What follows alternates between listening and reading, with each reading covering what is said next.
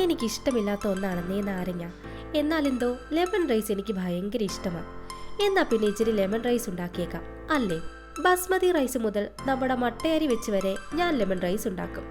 ഈ വിടുപ്പം കുറച്ച് ബസ്മതി റൈസ് കഴുകിയെടുത്തു. എന്നിട്ട് തിളച്ച് കിടക്കുന്ന വെള്ളത്തിലേക്ക് ഇട്ടുകൊടുത്തു. മൂടി വെച്ചേക്കാം, വേഗട്ടെ.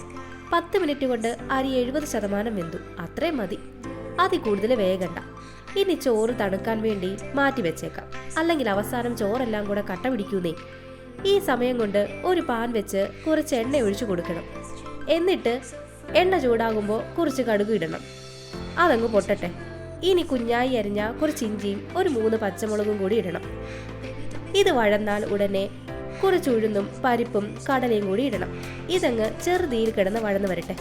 പരിപ്പും ഉഴുന്നും ബ്രൗൺ കളറായി തുടങ്ങിയാൽ ഉടനെ ഫ്ലെയിം ലോ ചെയ്ത് ഇതിലേക്ക് കുറച്ച് വറ്റൽമുളകും ഇച്ചിരി കറിവേപ്പിലയും ഇട്ട് ഇളക്കി കൊടുക്കണം.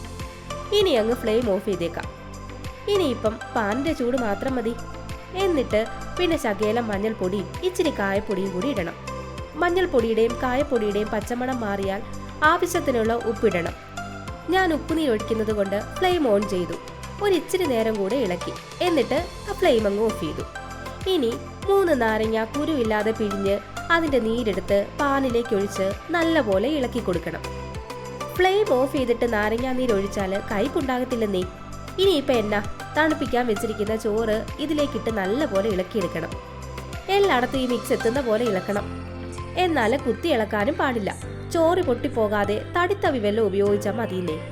ഇനിയിപ്പോൾ ഒന്നുമില്ല, ലെമൺ റൈസ് റെഡിയായി.